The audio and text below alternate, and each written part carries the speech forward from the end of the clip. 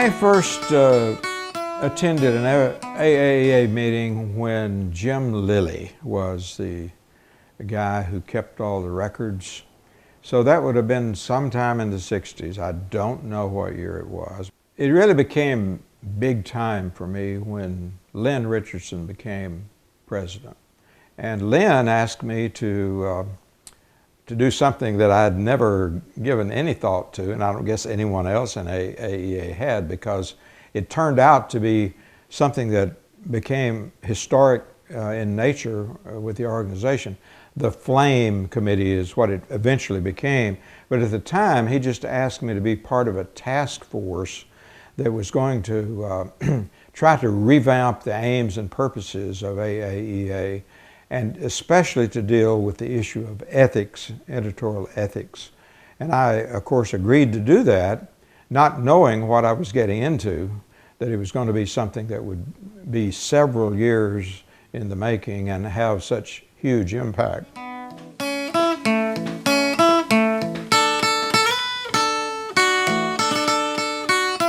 You know, as one who has been fortunate to win several awards in AAEA, I think, if I remember right,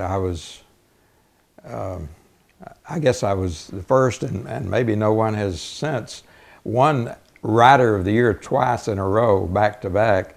That I thought I would never do anything that would top that, but I was at that time kind of known for that achievement. And then later on, when the Writing Awards was expanded, it turned out I was the first to get that Writer of Merit Award. But there's no question that getting the Lifetime Achievement Award tops all of those and makes them all seem almost inconsequential by comparison.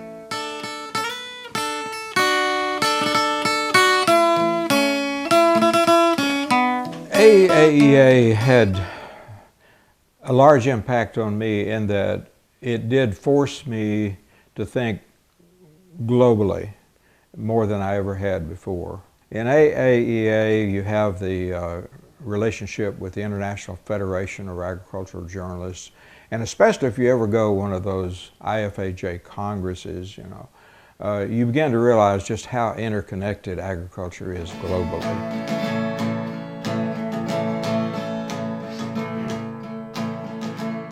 I have always been a journalist who looked at what I was doing as a newsman. In other words, is it news? And then, is it news now?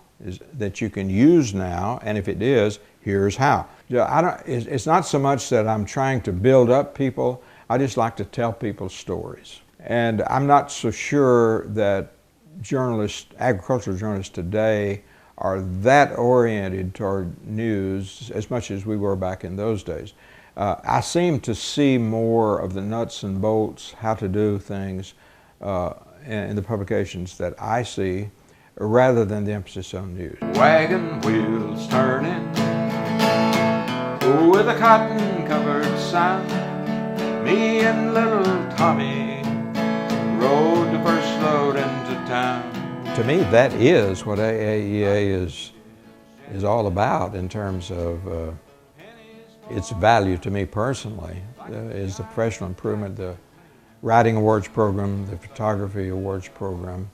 But absent that, the next best thing is the fellowship you get, hobnobbing with other writers, other editors, learning things, tricks of the trade, but just kind of the encouragement you get from being with your own kind.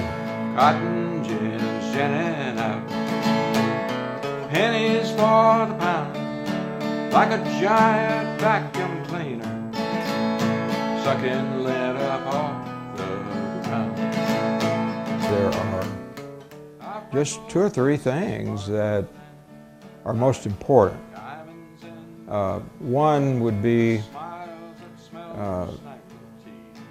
the fact that I now have a grandchild who's grown and is doing well, a Fulbright scholar in New Zealand.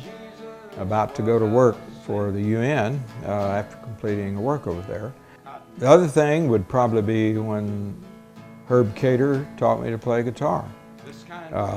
And I suppose that the third thing would be coming back home.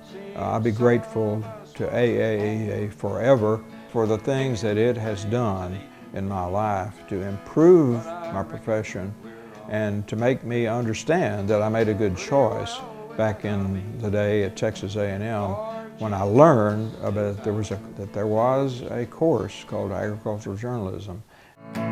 Our freckled faces sparkled in like diamonds in the rough, with smiles that smelled like snaggle teeth and good old Garrett snuff.